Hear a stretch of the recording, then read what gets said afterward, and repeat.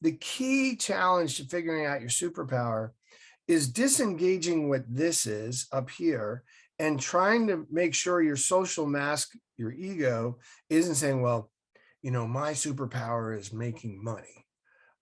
Thinking like that's what everyone wants you to think your superpower is. Your superpower might be growing roses. I don't know. But all of a sudden, you got this real gift of being a gardener. And it turns out that learning how to garden is a lot like learning how to lead. And when you can learn how to garden and weed out all those negativity out of your garden, you can apply that same thing to your team, right?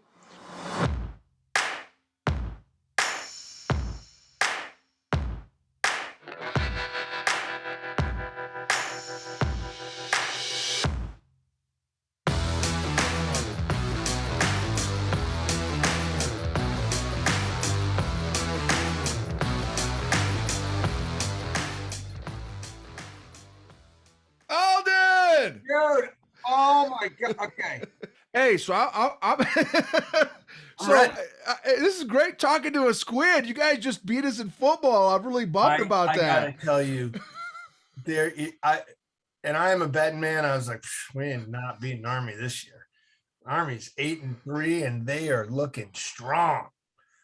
So that was one of the few times I was actually dancing around. Right. That's right. What year group are you from the academy? 91. Oh, okay. Got it. Okay. So I would so I'm 96 is my year group. Got it. And so you went right, once you graduated, you went right into SEALs from there? I didn't. I spent a summer training for the Olympic team in rowing and lived in Philadelphia for about 3 months and got invited to the training camp. And then I was like, you know what? I don't think I want to be a professional rower. This is not fun.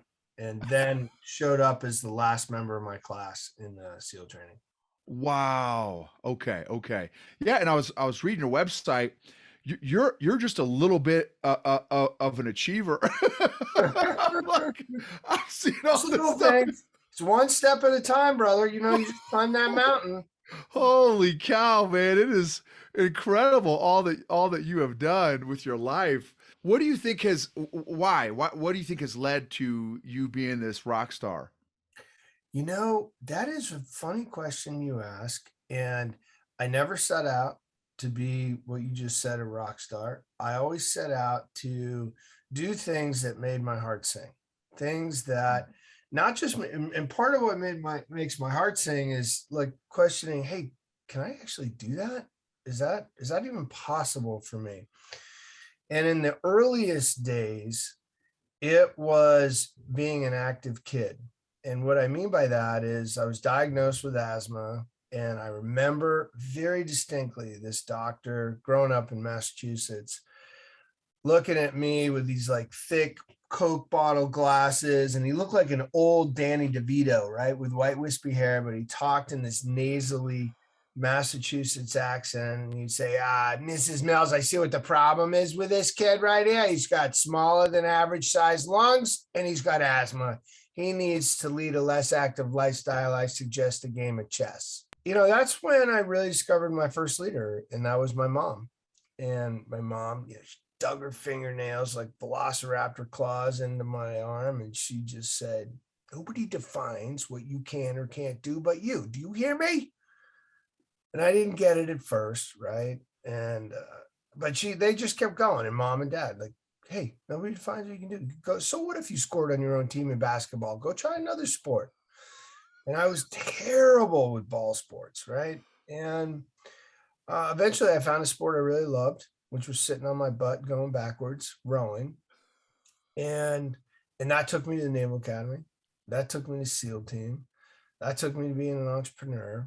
That took me to being a leader in the community, to writing books, to getting on stage, to developing these other businesses that are all have a personal connection with something that excites me. And so that's one piece. And then the other piece is, you come visit me. It's, I don't have an I love me wall. It's not about the past for me. It's about okay, those were things from my past, but what do I can do in the present today that brings me joy? And what's the future state that I want to dream about? So you Love put it. all that together, I call that the unstoppable mindset, which is a book I'm working on right now. So that's amazing. And again, just reading your website, all the stuff you've done. So Inc. 500 CEO of Perfect Fitness, awarded 40 patents worldwide, founder of multiple businesses, three-time Navy SEAL platoon commander, Division I athlete, best-selling author, Be Unstoppable, Unstoppable Teams, recognized as the #1 top virtual speaker of Entrepreneur Magazine by Entrepreneur Magazine, advisor to chief level executives and board members. Your mission to help 100 million people. You know, that's amazing, man. That's amazing. So my space that I'm in, I've been emotionally clueless my whole life until 3 or 4 years ago. Big God gave me a little smackdown and kind of opened my eyes. Went to counseling. Counselor turned me on to two powerful concepts called feelings and emotions. Never heard of before, right, in my life. Yep. Yep. And just started this whole emotional growth journey, which has now really impacted my life. God's really impacted me in all these different ways, only to realize that I have hijacked, self-sabotaged most of my life because of my emotional dysfunction. Now, I didn't know that prior to 3 or 4 years ago. Mhm. It sounds like I'm not a psychologist, I'm not a psychiatrist, I'm not a therapist, I'm a Mhm. business coach, executive coach now, teach emotional intelligent leadership. It sounds like you are very emotionally healthy.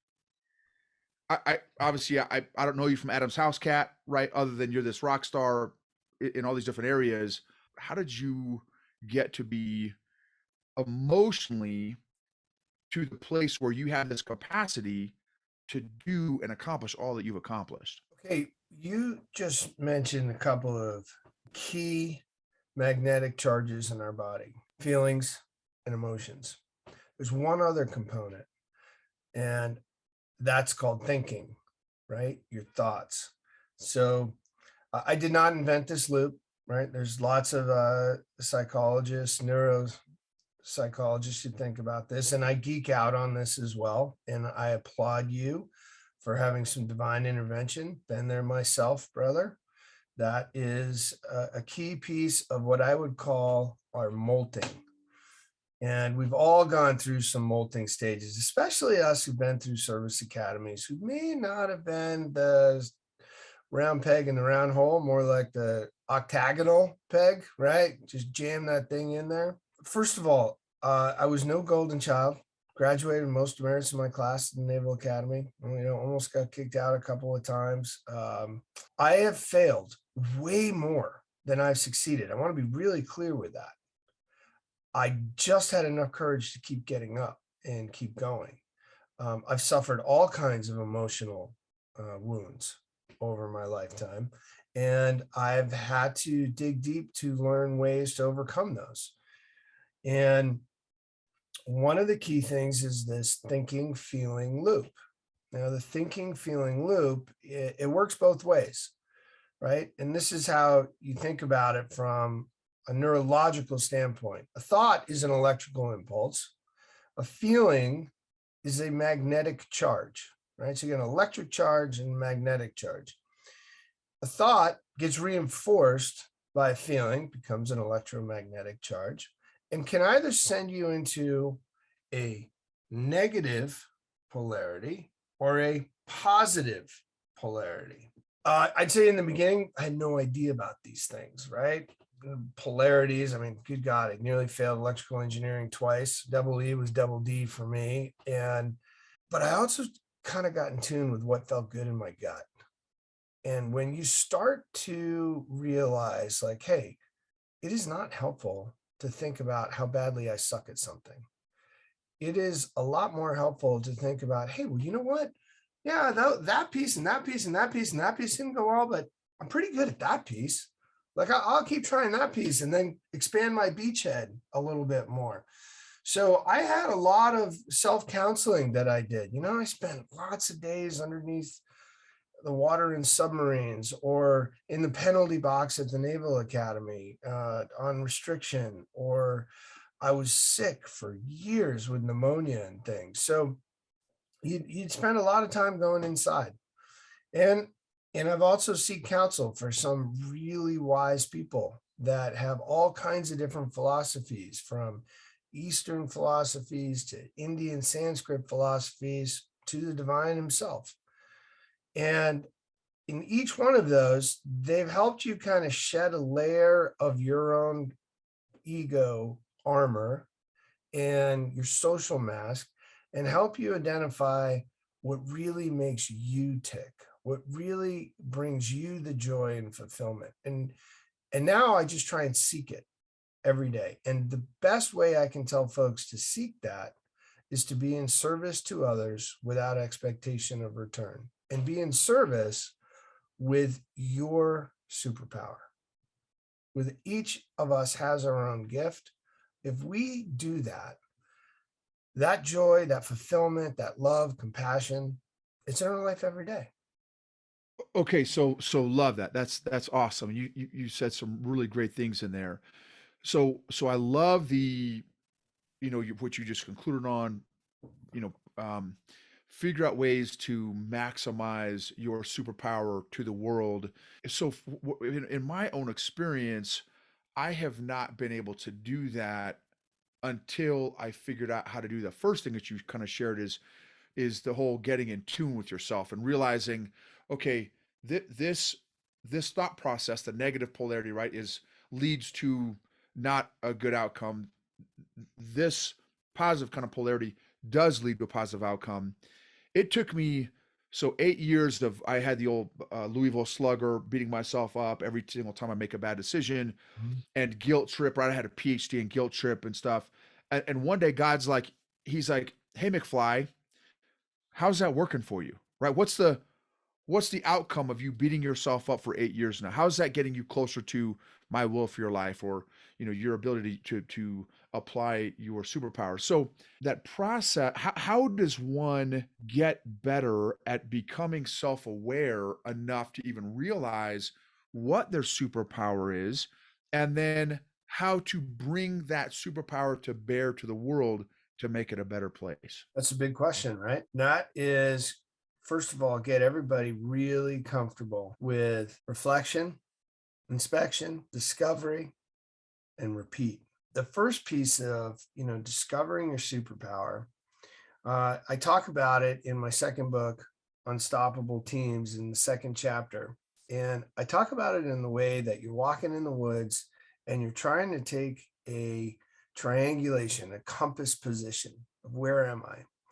And you and I both know about taking compass positions. You need a minimum of three different points, right? That are listed on a map, like a mountaintop, a bend in a river, and a huge rock formation, right? And they're in three different areas. And the idea is that those three lines will intersect and give you a box, right?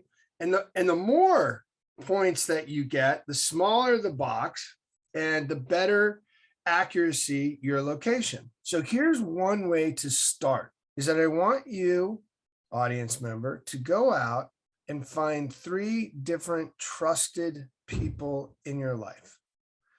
And they're from different portions of your life. One could be with someone you work with.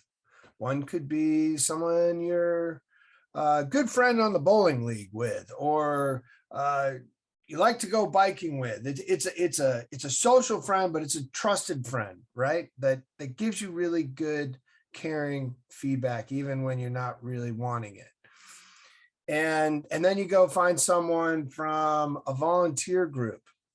You work for the church, you work for a food bank, you do something, but this person sees you in service all the time, right? And then you ask the person this question and be dead serious. Say, look, I am trying to learn more about myself, and I am curious about your perspective of me. If I could save you with the thing that you think I'm absolutely best in, I was going to save your life, what would be that thing I would do? If you're a data analyst, they'd say, oh, build a a pivot table. I mean, you're the best pivot table builder in the world, and you know how to torture that data until it confesses. Like that's your superpower, right? And and then you go out and you get those perspectives. So it's like you're doing your own 360. Remember the old adage, fish discovered water last? You know, that's us. And we are all good with that Louisville slugger, right? I had one, still have one.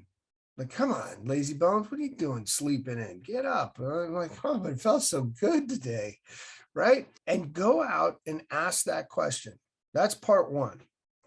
Part two, this one's going to feel a little more uncomfortable. Go out and walk with no thought process at all, except I want you to speak out as if you were talking to the world's greatest answering machine, and just say to yourself, and you can call it divine, the source, God, whatever you want to say, like, hey, what am I best at? What is my superpower?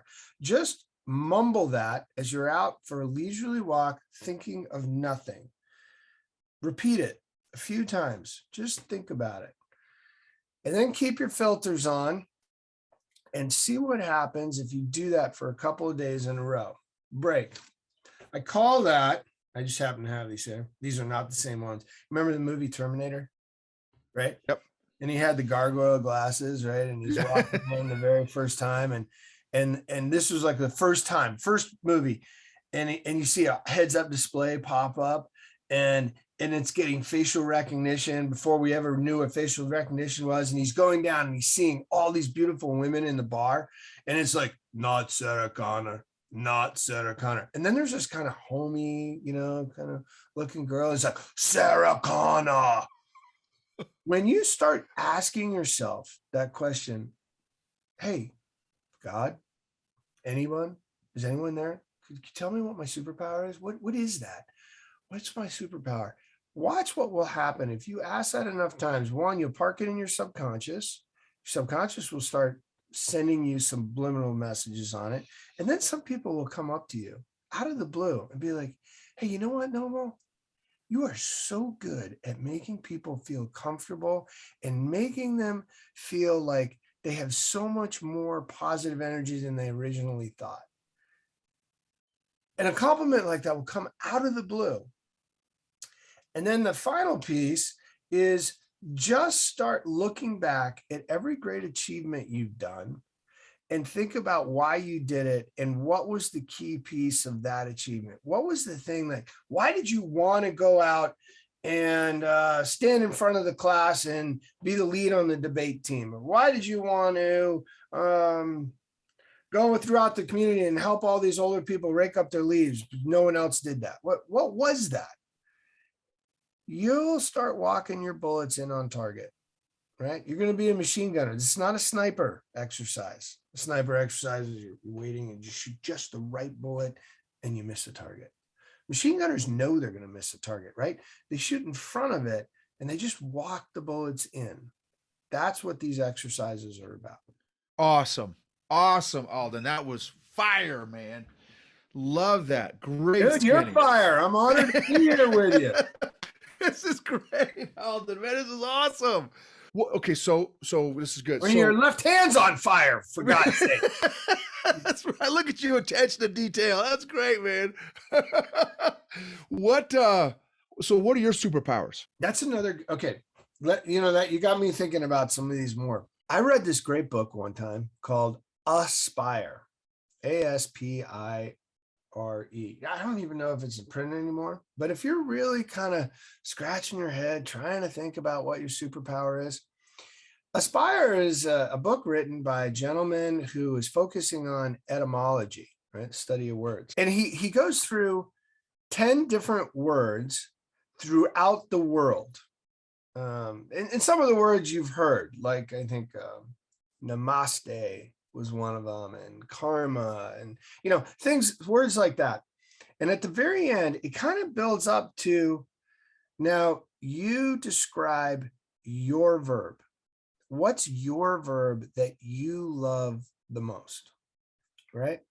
And I really took that to heart. And his drill was write that verb on a piece of paper and put it somewhere where you see it and just think about it and think about how you can activate that. And my verb is inspire. When you think of your verb, the verb that you love, right? And there's lots of people that can inspire, and there's lots of different ways we can all bring, every one of us has a different story, right? So you and I could have the same verb, inspire. We come at it from two totally different angles. And we need to, because there are lots of people that will resonate more with Noble than they will with Alden. And when Alden and Noble get together, boom, we're force multiplier of inspire. And so that's another way to kind of drive into what your superpower is. The key challenge to figuring out your superpower is disengaging what this is up here and trying to make sure your social mask, your ego, isn't saying, well, my superpower is making money. Thinking like that's what everyone wants you to think your superpower is. Your superpower might be growing roses.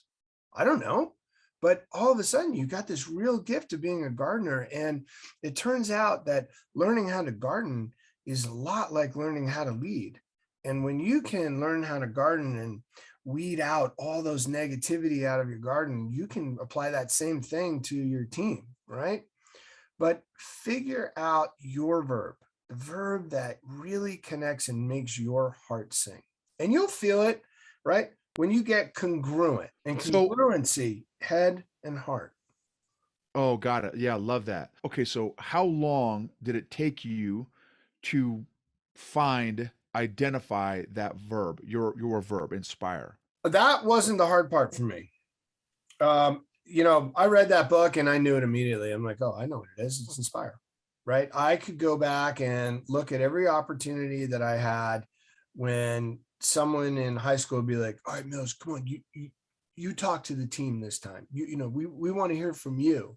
To getting elected the captain of the Naval Academy crew, to like, oh, Millsy's talking now. Everyone be quiet. We want to hear what he has to say. Or getting deep selected to be the executive officer at SEAL Team 2 and having to stand up in front of 240 soldiers and sailors every morning. They wanted me because I was good at that public speaking piece, right? And then I was leading from the heart. And so when you start kind of going back and cataloging, okay, well, those things happen for a reason. Yeah, and I like that. The bigger question became, all right, well, how do I go activate inspire? What are the components of inspire that inspire me to keep going, even when people are like, that sucked, dude. What else you got? Because we're not going to be perfect, right? We're going to be bouncing off of guardrails, flipping over it sometimes, like, whoa, that went wrong. But okay, let's get back on and keep trying. You'll find I flip around with metaphors all the time, right? One of my favorites is sailing metaphor. Sorry, Army guys. Right. But leaving that harbor, that safe harbor of mediocrity, and going out past the horizon, you got to do a lot of tacking, right? You're going to deal with wind and the water and the waves. And the wind I think of as everyone else's negativity of, you can't do it. Why do you think you can do it, right? And the waves are just this pounding of all these obstacles coming your way, and then these natural forces of the current and the water wanting to naturally pull you back to where you came, because that's the place that it's hard to go do something that you don't know if you can do it. That's going into the unknown, right? Our brains immediately think up. Now we get back to the thinking feeling loop, all the scary things out past that horizon, right? Oh my God, there's sharks out there. Why would we go out there? It's way too scary. And we have to create mechanisms to get us past that unknown. That unknown is there for a survivability reason. It's there to just keep us safe, but we're way beyond that as a human species today. We want to thrive. And for us to thrive means we've got to go out past that horizon and greet the unknown and get comfortable being uncomfortable. Yeah. And what are one or two systems that you have developed to constantly evolve and refine your superpower of inspiring?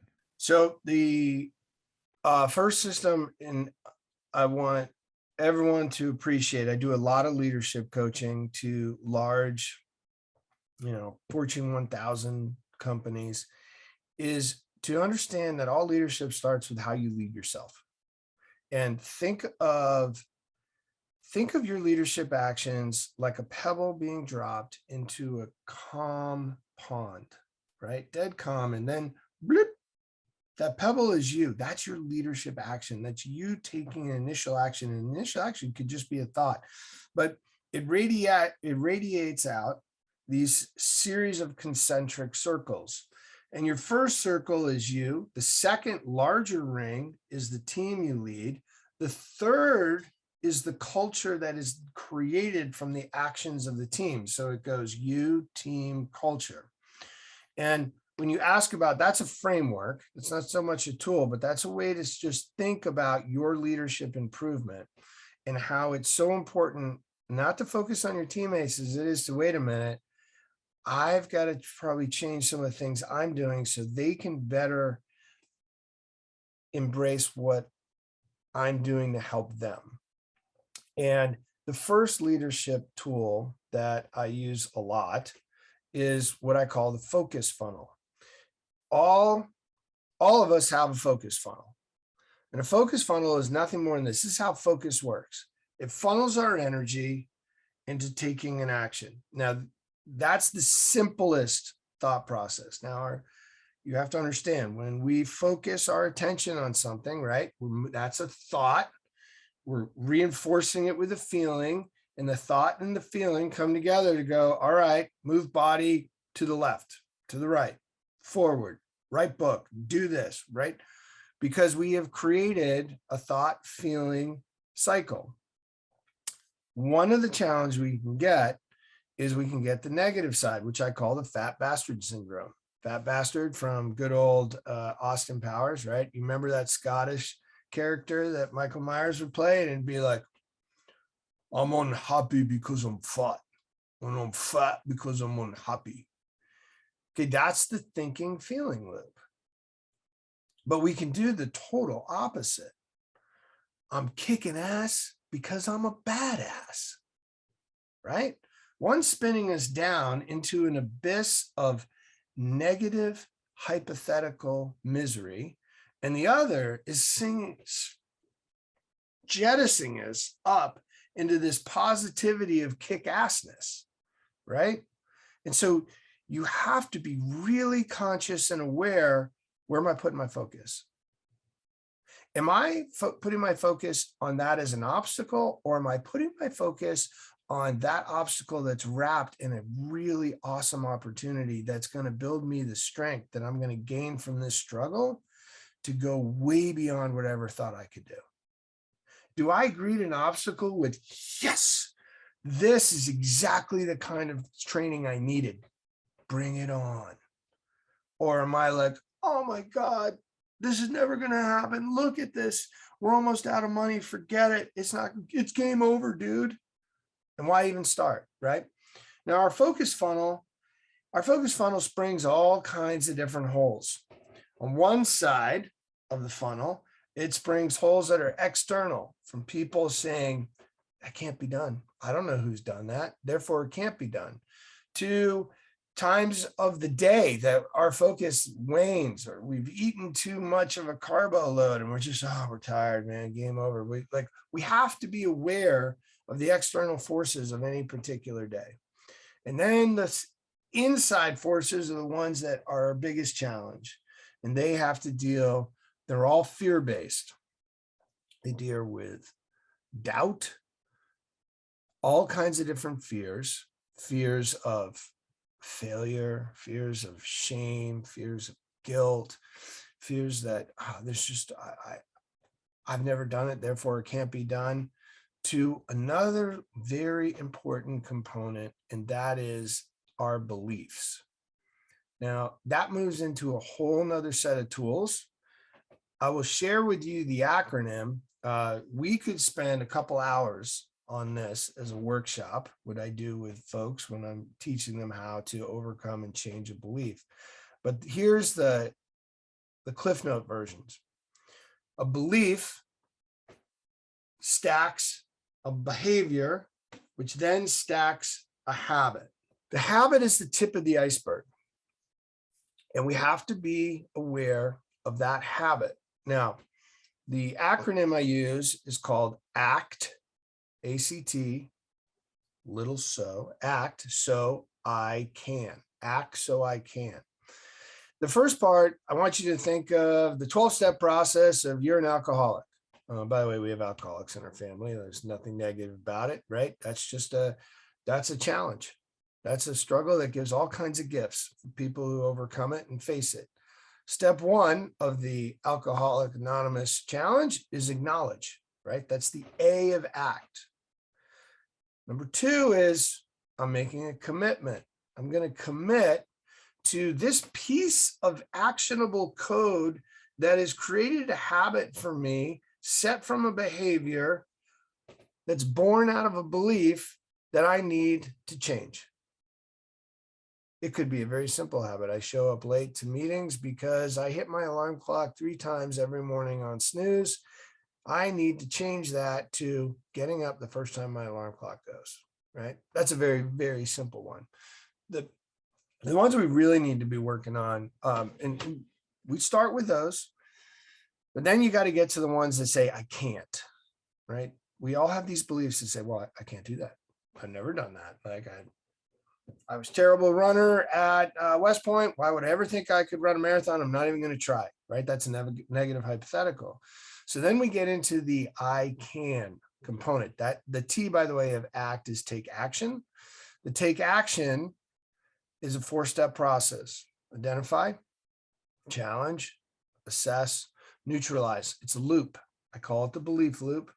And we have to constantly go through identifying, challenging, assessing, and then neutralizing. And the way we neutralize this belief that is being limiting for us is that we take our future tense, a future state that we seek. I want to be on time. I want to be 5 minutes early. And we put it in the present. And we tell ourselves, I am present and I am there 5 minutes early.